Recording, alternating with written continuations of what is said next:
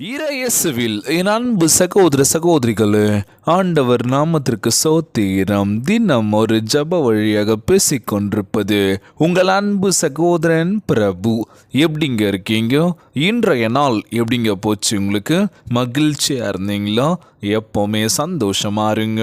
நம் ஆண்டவராகிய இயேசு கிறிஸ்து நம் ஜெபங்களையெல்லாம் கேட்டு நம் அனைவரையும் ஆசீர்வதிக்க போறாரு.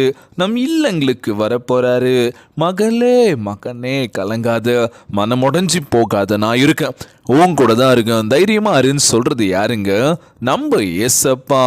ஆமீன். அன்பு சகோதர சகோதரிகளே, நம் ஆண்டவராகிய இயேசு கிறிஸ்து மகளே மகனே கலங்காத, எப்பொழுதும் நான் உன் கூட தான் இருக்கேன், வாழ்க்கையில் நிச்சயம் பெற்று வாழ்வில் நீ இன்னும் மென்மையாக இருக்கணும்னு சொல்லி உன்னை ஆசீர்வதிக்க தயாராக இருக்கின்றார். ஆண்டவரே, என் வாழ்வில் எத்தனையோ சவால்கள் இருக்கின்றது, எத்தனையோ குறைபாடுகள் இருக்கின்றது, முன்னேறுவதற்கு வழி கண்ணில் படவே இல்லை. நானும் முட்டி மோதி வாழ்க்கையில் முன்னேறணும்னு நினைக்கிறேன், அந்த பாதையில் போகிறோன்னு பார்க்குறேன், முடியல. நான் எப்படி ஜெயிப்பேன்? எப்படி நான் வாழ்க்கையில் வெற்றி பெற போகிறேன், ஜெயம் பெறுவேன்? சில பல கேள்விகள் நமக்குள்ளே இருக்குல்ல.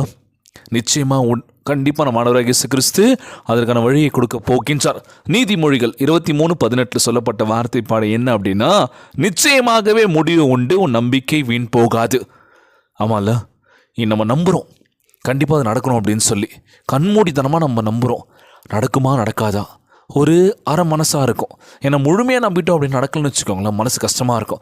என்னடா இது நம்புனா நடக்கவே இல்லைன்னு சொல்லி அந்த ஒரு எதிர்பார்ப்பு, ஒரு ஏமாற்றத்தை கொடுத்துச்சு அப்படின்னாலே நம்மளால் தாங்க முடியாதுல்ல. என்னடா இது இப்படி ஆயிடுச்சுன்னு சொல்லி, இன்றைய நாள் நம்ம ஆண்டவராகிய இயேசு கிறிஸ்து நீ காத்துட்ருக்க விஷயம் கண்டிப்பாக நடக்க போகுது, நான் இருக்கேன் உன் கூட, கவலைப்படாத, உனக்கு என்ன வேணுமோ நான் பண்ணுறேன், நீ வாழ்க்கையில் முன்னேறி போய்கிட்டே இருக்கணும். யார் ஒன்று நடுவில் வந்து பிரேக் பண்ணாலும் சரி, நீ அதெல்லாம் காது கொடுத்து வாங்காத. நீ ஏன் இந்த பாதி நோக்கி போகிற, இது பண்ணாத, அது பண்ணு, அதில் இன்வெஸ்ட் பண்ணு, இதில் பண்ணு அப்படின்னு சொல்லி உன்னை குழப்பலாம். நீ எதை நோக்கி ஓடிட்டுருக்க அதை நோக்கி ஓடிக்கிட்டே இரு, நிச்சயமாக வாழ்க்கையில் ஜெயிப்ப. இன்னைக்கு என்ன அப்படின்னா, நம்ம ஒரு பாதை நோக்கி போகும்போது திடீர்னு அந்த பாதையில் யாரோ வந்து, நீங்கள் ஏங்க இதை பண்ணுறீங்க, இதில் வந்து பண்ணுங்களேன், இதை பண்ணுங்கள், நீங்கள் ஒவ்வொன்று வரலாம் வாழ்க்கையிலன்னு சொல்லி நம்ம மனசே மாற்றிடுறாங்கல்ல. நல்லா போயிட்டு இருந்த வாழ்க்கையில் திடீர்னு ஒரு பூகம்பம், என்னடா இது அப்படின்னு சொல்லி அவங்க பேச்சை கேட்டு பண்ணது வாழ்க்கையில் ஏமாற்றத்தை கொடுத்துச்சு. என்னடா இது, நம்ம அப்போவே நம்மளுடைய பாதையில் போயிட்டு இருந்தால் நம்ம வாழ்க்கை சிறப்பாக இருந்திருக்குன்னு சொல்லி யோசிப்போம்ல. இன்றைக்கி நம்புகிறோம், ஆனால் இன்றைக்கெல்லாம் நம்ம ஆண்டவராகிய இயேசு கிறிஸ்து நம்புங்க, நம்பிக்கை இல்லைன்னு சொல்ல, உங்களுக்கு பிடிச்சதா ஓகே பண்ணுங்கள், பிரச்சனையே இல்லை. அடுத்தவன் சொல்லி அடுத்தவன் பண்ணி அதை பார்த்துட்டு நம்ம பண்ணலான்னு நினைக்கும் போது வாழ்க்கையில் ஏமாற்றம் தான் வரும். ஏன்னா அவனுக்கு அதிர்ஷ்டம் அடிச்சிருச்சு, நமக்கும் அதிர்ஷ்டம் அடிக்குமா? ஒரு சில விஷயங்கள் நடந்துகிட்ருக்குல்ல, நிறைய விஷயங்கள் நடந்துகிட்ருக்கு. நிறைய ஃபோன் கால்ஸ், அவங்க லோன் வந்திருக்கு, அது வந்திருக்கு, ஆஃபர் வந்திருக்கு அப்படின்னு சொல்லி, இந்த லிங்க்கை டச் பண்ணுங்கள், அதை பண்ணுங்கன்னு சொல்லி நம்மக்கிட்ட இருக்க பணத்தை அவ்வளோதான் டிஜிட்டல் முறையில் என்ன பண்ணுறாங்க, கொள்ளடிச்சிட்டு இருக்காங்க. நம்மள என்ன பண்ணுறோம் அப்படின்னா ஏமாந்துக்கிட்டே இருக்கோம். ஸோ காசு வருதே அப்படின்னு சொல்லி. ஸோ நீ வாழ்க்கையில் ஏமாற்றத்தை தாண்டி நம்ம வாழ்க்கையில் ஜெயிக்கணும் அப்படின்னாலே நம்பணும். இந்த விஷயம் நடக்கும் அப்படின்னா நம்ம நம்பிக்கை வச்ச மாதிரி தான் நடக்கும். இல்லை அவங்க நம்பிக்கை வைக்கிறாங்க நம்ம பண்ணலான்னா அது வெற்றியை கொடுக்காது. இன்றைய நாளில் வாழ்க்கையில் நிறைய பேர் ஏமாந்து தான் நிற்கிறோம். இன்றைக்கி எல்லாரும் என்னை ஏமாற்றிட்டாங்க பிரதர், என்ன பண்ணுறதுன்னு தெரியல, நானும் ஏமாந்து போயிட்டேன், இப்போ ஒன்றுமே இல்லை, எனக்கு உதவி பண்ணுறது யாருமே இல்லை. ஆனால் நான் எல்லாருக்குமே உதவி பண்ணும்போது எல்லாருமே இல்லை அப்படி பார்த்தாங்க பிரதர், ஆனால் இப்போது எனக்கு உதவின்னு சொல்லி நான் யார்கிட்ட போகிறதுனே தெரியல, எல்லாமே போயிடுச்சு, எல்லாமே என்னை ஏமாற்றிட்டாங்க, என்ன பண்ணுறதுன்னு புரியலன்னு சொல்லி யோசிச்சுட்ருக்கீங்களா? கலங்காதீங்க, சோர்ந்து போகாதீங்க. நம்ம ஆண்டவராகிய இயேசு கிறிஸ்து நான் இருக்கேன்பா உன் கூட, நீ நல்ல விஷயம் பண்ணுறல, நான் உனக்கு உறுதுணையாக இருக்கேன், கவலைப்படாத. உன்னை ஏமாற்றினவங்க, உன்னை வந்து காயப்படுத்தினவங்க நிறைய பேர் இருக்கலாம், அவங்க மத்தியில் உன்னை நான் மிகப்பெரிய உயரத்துக்கு கொண்டு போகிறேன், கவலைப்படாத, நீ உன்னோட வேலையை பார்த்துட்டு போய்கிட்டே இரு, அவ்வளோதான் அப்படின்னு சொல்லிட்டு இருக்கார் நம்ம ஆண்டவராகிய இயேசு கிறிஸ்து. உங்கள் வேலையை நீங்கள் கரெக்டாக பார்த்தாலே போதுங்க. அடுத்தவன் என்ன பண்ணுறான், அடுத்தவன் என்ன வச்சுருக்கான், அடுத்தவன் என்ன செய்கிறான்னு சொல்லி அதை பார்த்தீங்க அப்படின்னாலே நம்ம வாழ்க்கையை யாருங்க வாழ போகிறோம்? இன்றைய நாள் நம்ம ஆண்டவராகிய இயேசு கிறிஸ்து நீங்கள் எதிர்பார்த்து காத்து கொண்டு இருக்கின்ற விஷயம் கூடிய விரைவில் நடக்க போகுது. சோர்ந்து போகாதீங்க, உற்சாகமாக இருங்க.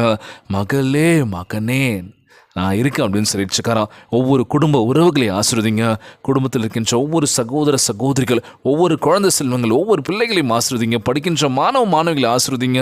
வேலை தேடிக்கொண்டிருக்கின்ற ஒவ்வொரு இளைஞர்கள், இளம் பெண்களுக்கு நல்ல ஒரு வேலை வாய்ப்பு ஏற்படுத்தி தர வேண்டும் என்று கேட்கலாமா? ஏசப்பா கிட்ட கணவன் மனைவிக்குள்ள ஒற்றுமை கொடுங்கன்னு சொல்லி கேட்கலாமா?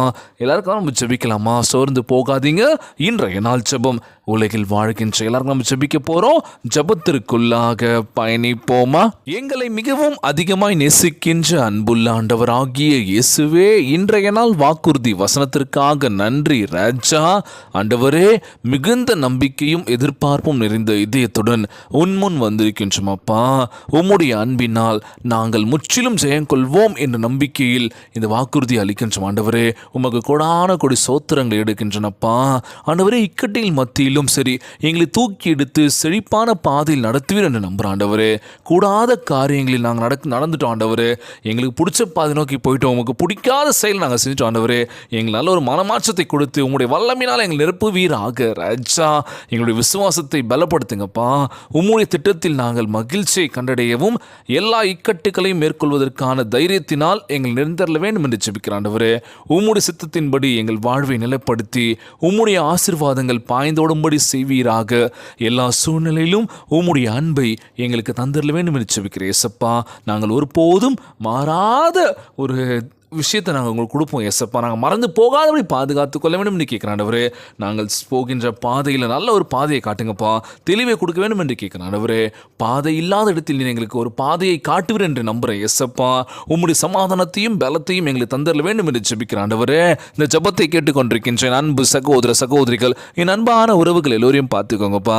யாருக்கும் எந்த கஷ்டங்கள் துன்பங்களை கொடுத்துறாதீங்க ராஜா. நோய் நொடியினால் அவதிப்பட்டு கொண்டிருக்கின்ற ஒவ்வொரு சகோதர சகோதரிகளை உமது கரங்களால் தொட்டு நோயில் அகற்றி போடுவீராக. உம்மால் கூடாத காரியம் ஒன்றுமில்லை ஆண்டவரே. எல்லோரையும் பார்த்துக்கோங்கப்பா. இன்றைய நாள் ஜெபம் இயேசுவின் விலையேற பெற்ற நாமத்தினாலே ஜெபிக்கின்றேன் நல்ல பிதாவே, ஆமேன் ஆமேன். இயேசுவுக்கு புகழ், இயேசுவுக்கு நன்றி. மரியே வாழ்க. God bless you all.